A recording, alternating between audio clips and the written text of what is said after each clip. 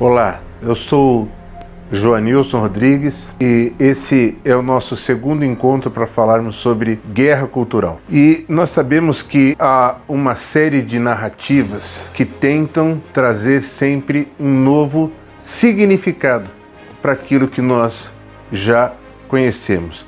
Então, veja só essa discussão do ex-deputado Jean Willis com um defensor da maconha, ele falando sobre ressignificação. Veja aí. Os maconheiros têm que aprender muito com a comunidade LGBT.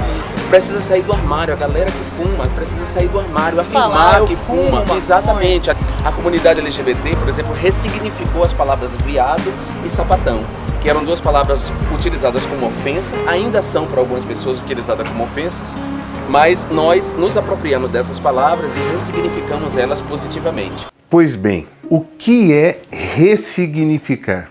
Ressignificar significa dar um novo significado. Se você assistiu ao vídeo anterior, eu abordei 3 aspectos importantes sobre signo, significado e referente. Ressignificar significa que aquilo que tinha um significado neutro, né? Ou seja, a palavra tem um sentido original e ela é deturpada com o passar do tempo. Então, por exemplo, se você disser para uma pessoa, senta no meu colo, você está falando para a pessoa sentar onde? No geral, as pessoas vão dizer que é na perna. No entanto, o colo não é na perna, o colo aqui, né? Então, quando você põe um bebê no colo aqui, você está colocando ele no colo. Daí que vem o termo gola, colar, colarinho. O colo é originalmente essa parte do corpo aqui. Mas com o passar do tempo ele foi usado em outros contextos, dando outros significados. Então vou te dar um outro exemplo. Tem uma música do Leandro e Leonardo, na época que o Leandro era vivo ainda, que dizia: as luzes da cidade acesa clareando a foto sobre a mesa e eu sozinho aqui sentado neste apartamento. Qual que é o estilo musical dessa música? É rock? É reggae? É sertanejo? Se você respondeu que é sertanejo, você acertou parcialmente. Embora a etimologia da palavra sertanejo significa aquele que é proveniente do sertão. Mas o que tem efetivamente de sertão na letra desta música? Absolutamente nada. Luzes da cidade acesa, clareando uma foto sobre a mesa e eu sozinho aqui sentado neste apartamento. Então, apartamento, luzes da cidade são temas tipicamente urbanos, não é verdade?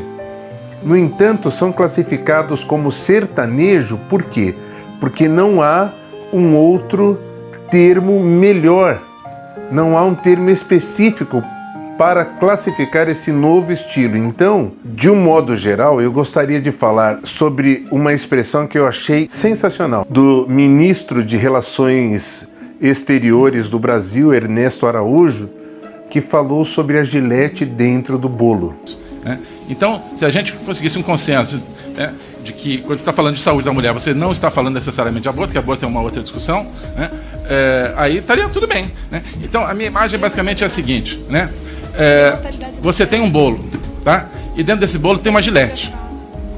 Então, eu quero assim, abrir esse bolo e tirar a gilete. Que é o bolo. O bolo é a saúde da mulher, os direitos da mulher. Agora, tem uma gilete lá dentro, que é o aborto, que tem que ser discutida numa outra discussão. Então, é um termo que talvez vamos usar muitas vezes aqui nos nossos encontros. O que é uma gilete dentro de um bolo? Você vai comer um bolo, imagina que tem uma gilete e você pode cortar a sua boca, porque você não sabia que tinha uma gilete, uma lâmina ali afiada dentro do bolo que pode te cortar. Então, qual foi o questionamento do ministro? Diga que há uma lâmina dentro do bolo. O que aconteceu com a comissão em que ele foi inquirido foi que ele falou que direitos reprodutivos da mulher significavam aborto. Então, se querem defender o aborto, nós cristãos somos absolutamente contra o aborto. Mas se querem defender o aborto, é um direito democrático de cada um fazê-lo. Mas, no entanto, não coloque a gilete dentro do bolo. Não venha com isso disfarçado de outro nome. E ao dar um outro nome para a mesma coisa, obviamente isso confunde. Nós vimos no vídeo anterior que analfabetismo funcional o que é? É você conhecer um único significado de uma palavra. Então, a palavra gênero, por exemplo, ela foi incutida no encontro da ONU há algumas décadas.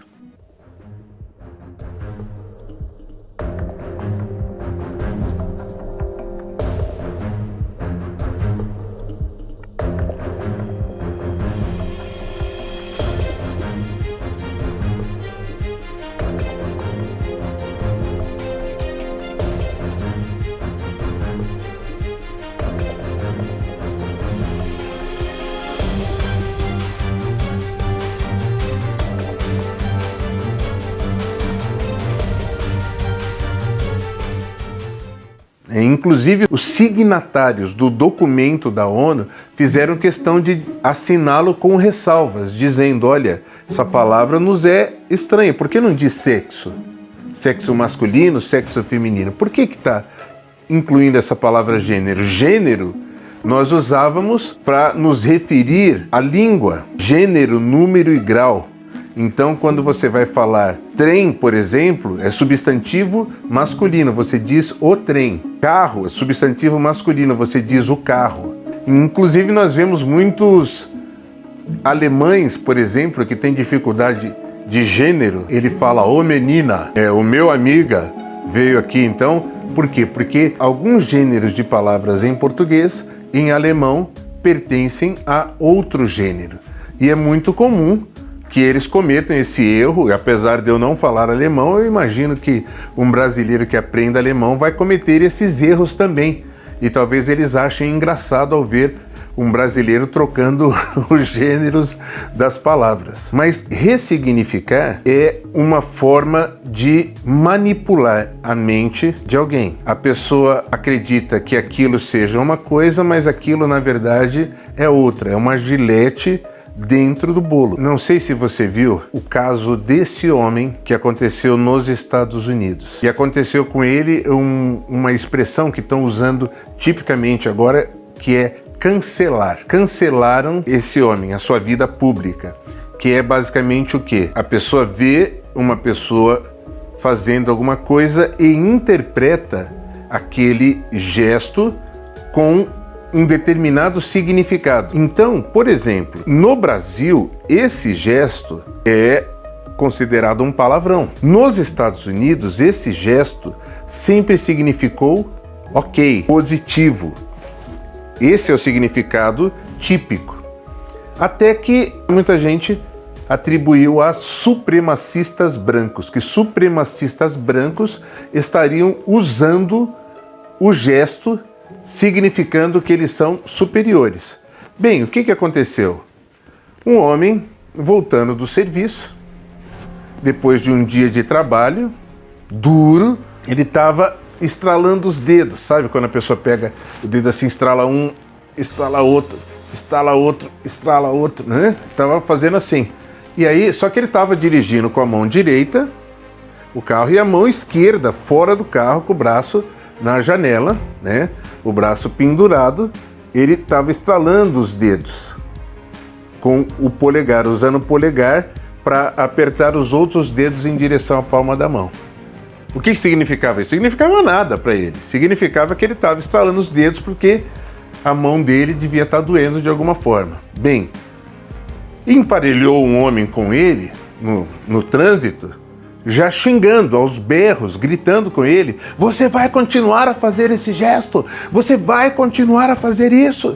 E fotografou o homem e na porta do carro tinha o símbolo, o nome da empresa. O que aconteceu?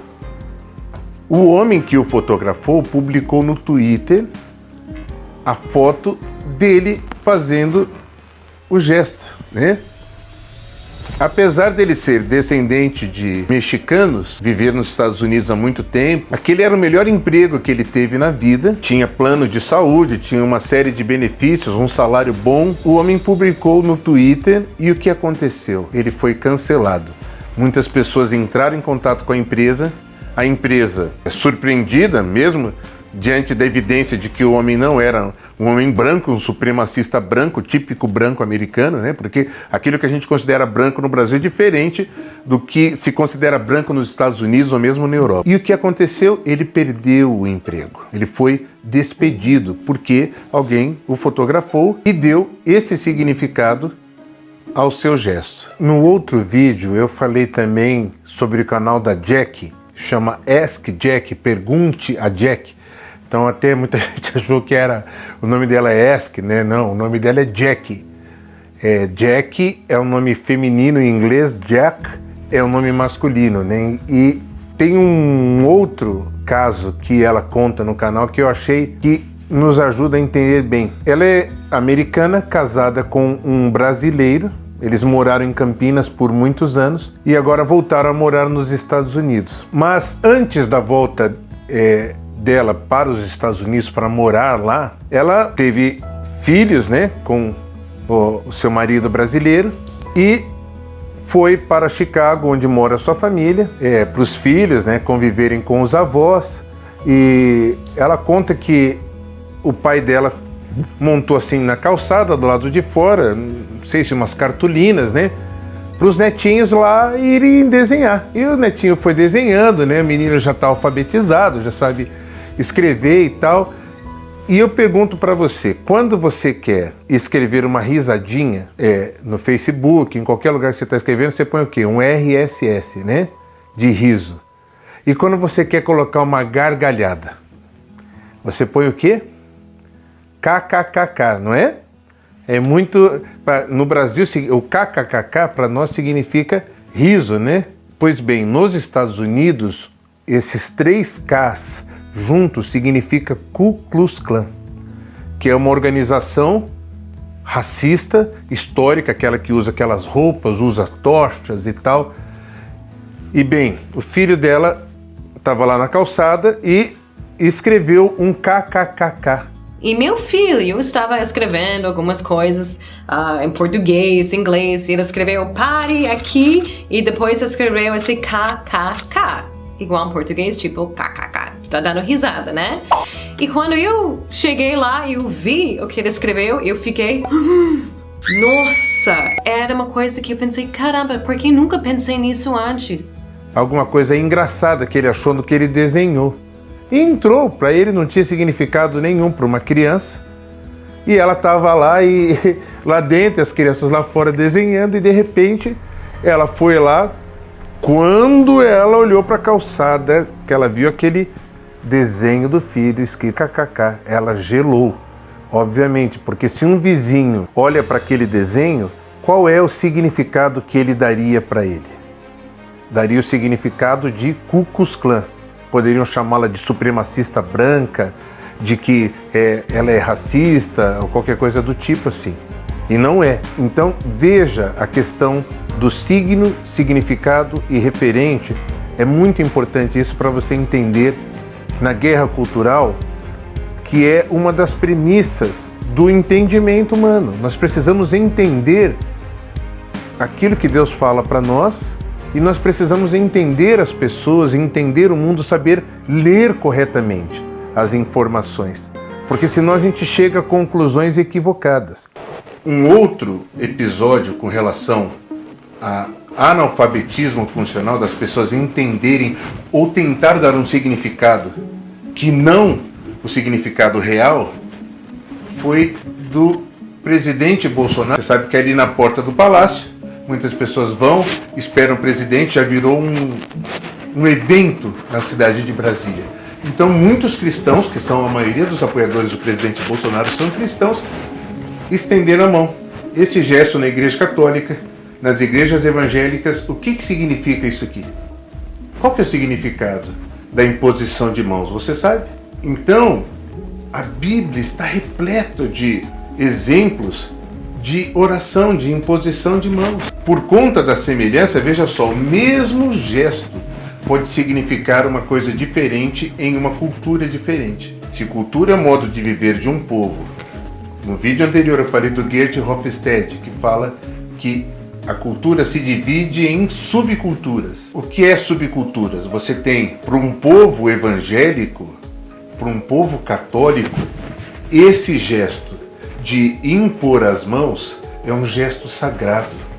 Você está pedindo a Deus, porque Deus, ele age na terra através da igreja.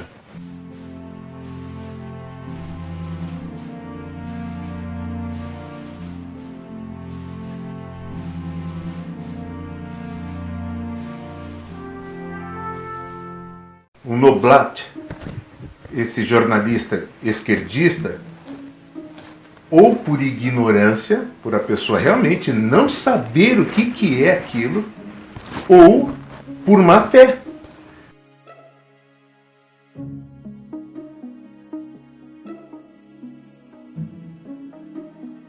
Eu não posso julgar a pessoa pelas suas intenções, eu julgo as ações dela por aquilo que eu estou vendo.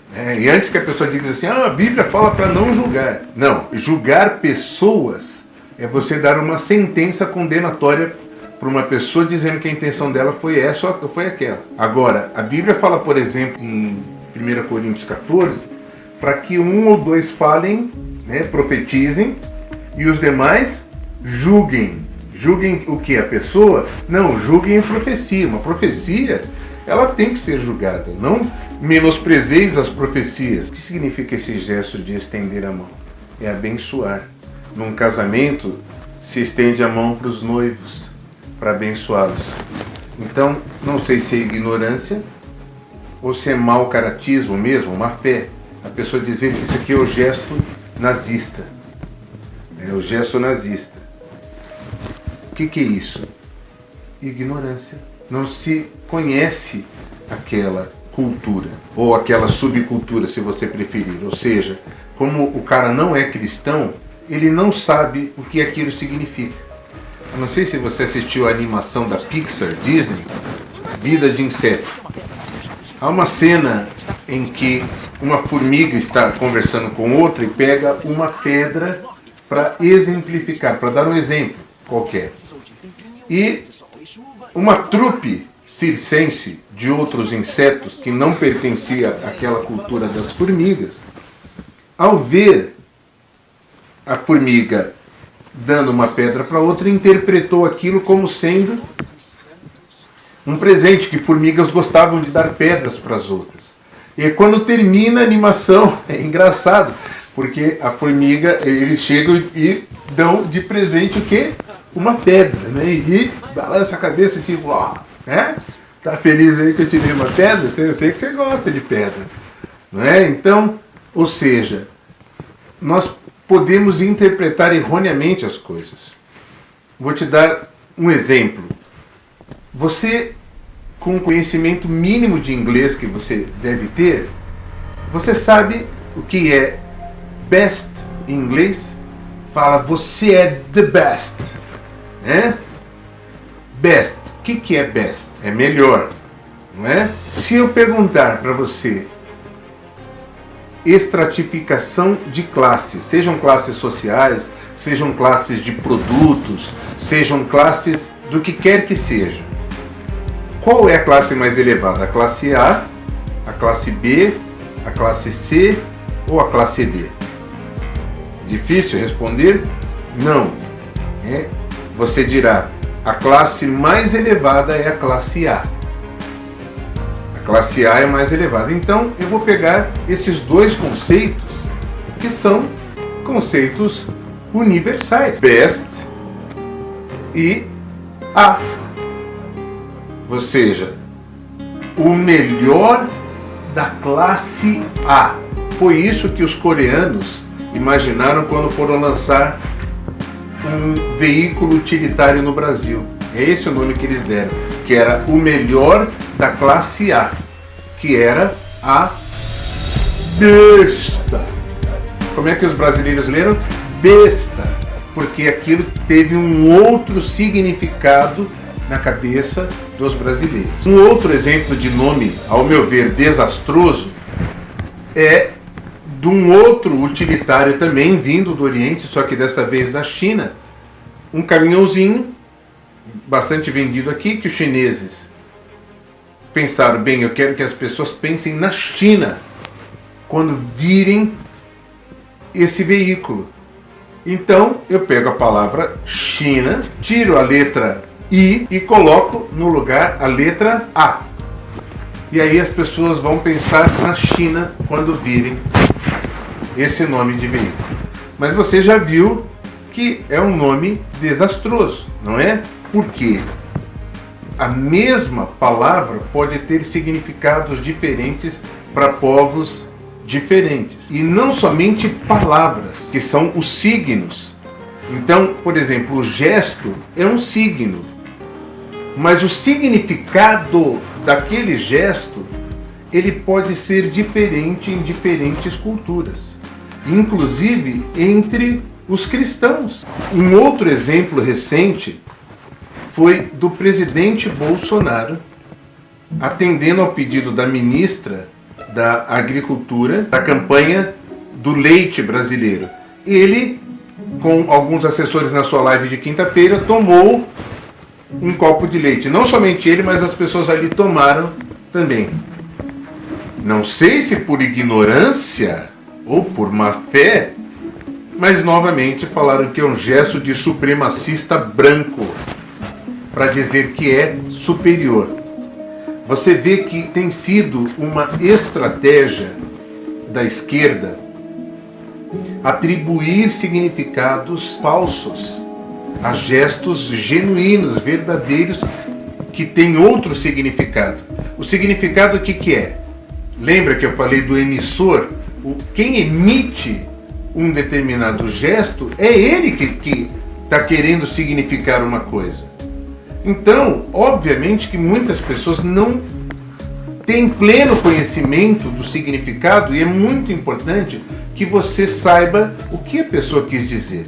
No vídeo passado eu dei um exemplo que eu fui em um lugar e pedi rosbife e o rapaz entendeu que era arroz e bife. Não era, rosbife é outra coisa. Mas pela proxy ele deu uma outra interpretação para aquilo. Então, eu ouvi uma história, por exemplo, de uma pessoa, um homem muito simples, que estava pregando a palavra de Deus. O trecho era esse daqui.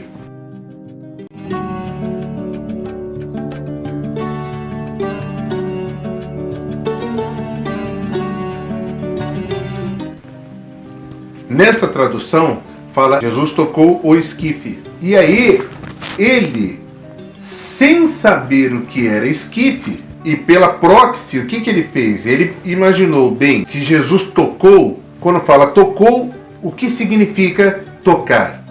Você pode dizer, tocar significa encostar em alguma coisa. Esse é um significado, mas se você não for um analfabeto funcional, você vai saber que tocar pode ser tocar um instrumento. Tocar pode ser sensibilizar alguém. Então, ele imaginou, Jesus tocou a esquife. Tocou em que sentido? Tocou de um instrumento. Então, o que era uma esquife? Devia ser uma flauta. Ele, pela proxy dele, ele falou, então Jesus tocou. Foi lá e Jesus tocou a flauta, né? Jesus está tocando a flauta. Jesus está tocando a esquife. Jesus está tocando... Não!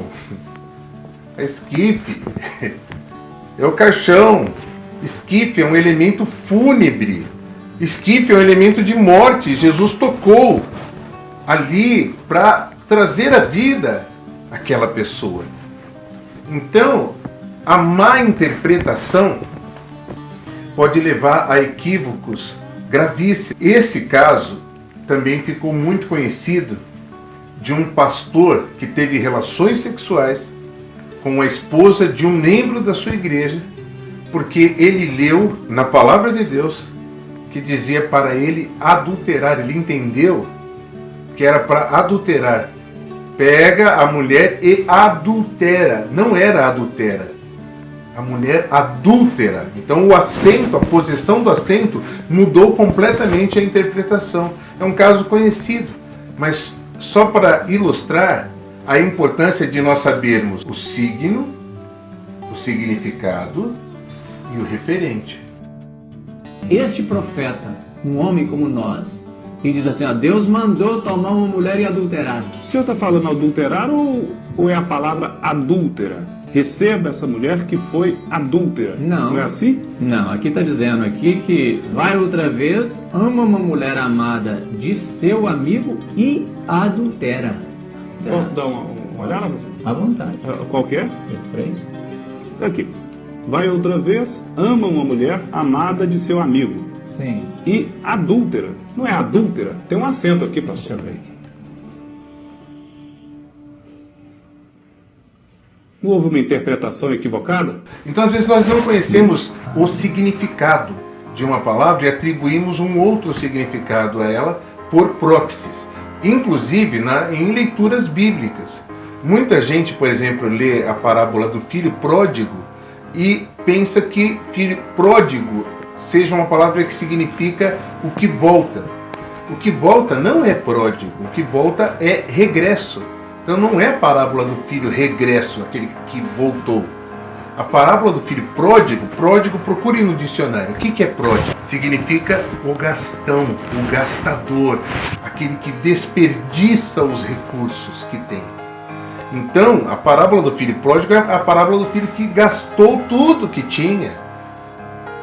Mas nós podemos dar outros significados. Em termos de guerra cultural, nós vivemos uma epidemia grave de tentativa de ressignificação das coisas.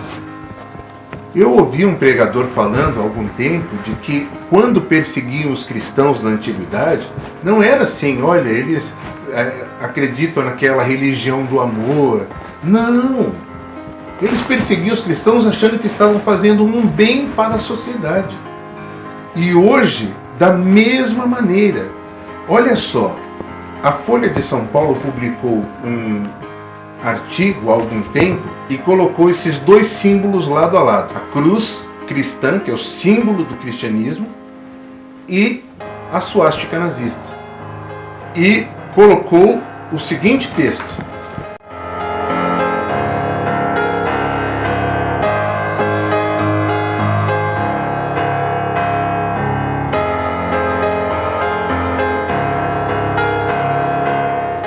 e aí, imagina terminando dizendo o seguinte: o outro é a suástica.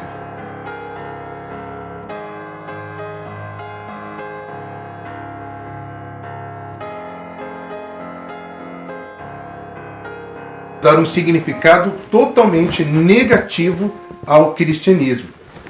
E isso é possível fazer como? Você manipular a mente de alguém através do sofisma. Mais um conceito. Esse eu não falei no vídeo anterior. Esse é um conceito novo desse vídeo, que é você conseguir falar uma mentira falando somente a verdade. Você usar elementos verdadeiros para trazer uma informação, um significado mentiroso, um significado que não é aquele. E aí entra um aspecto que a Bíblia está mais do que repleta de mimese. Paulo diz o seguinte: sede meus imitadores como eu sou de Cristo.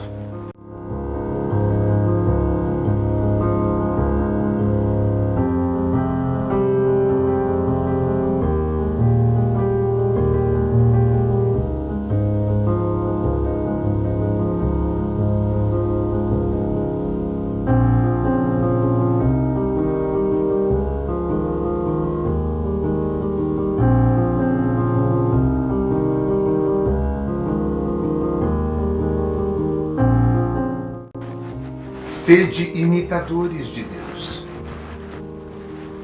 Não imiteis os povos ao vosso redor.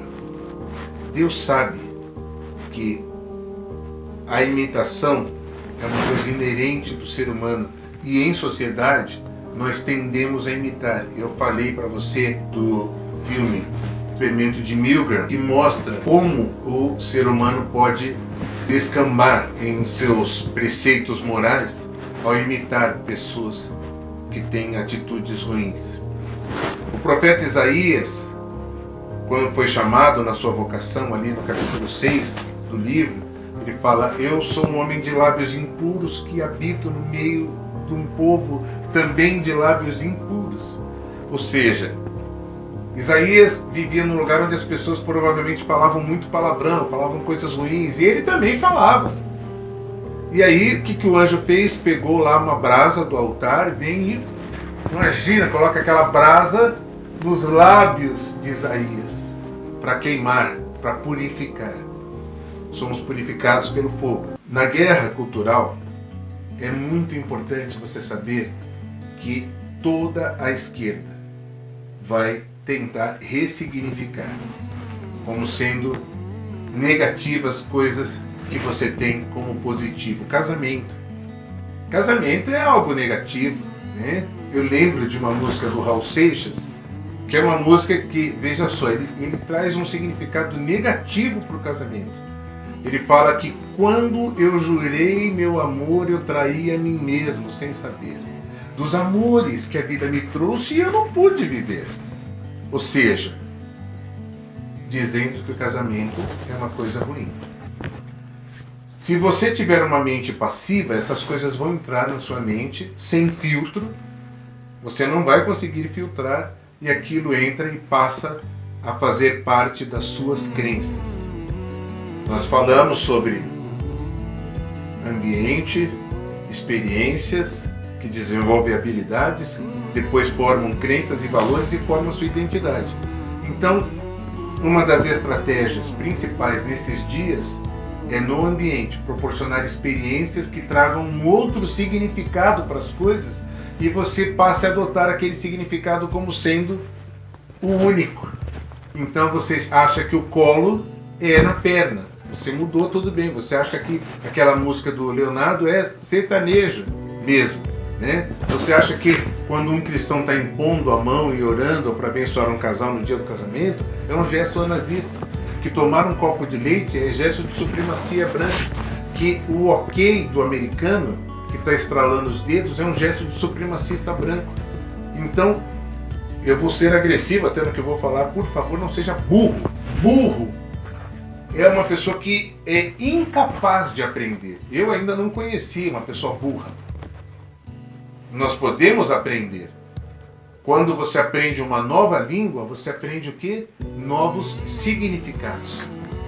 Mesmo entre as pessoas que são de Deus, elas podem chegar a conclusões assim. Até por aquilo que a gente já viu. Pode ser até que outro teólogo discorde de mim, mas eu entendo até como uma proxy o que aconteceu com Moisés e o povo das tribos de Gade e Ruben.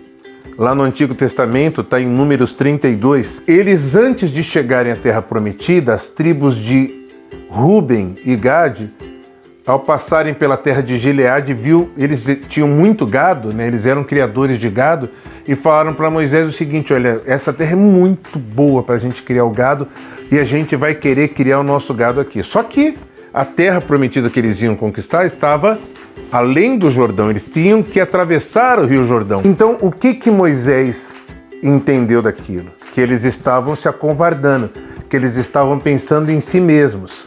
Talvez até estivessem, não sei. Mas eu vou fazer uma leitura, ainda que seja temporária, não precisa ser definitiva, não se ofenda.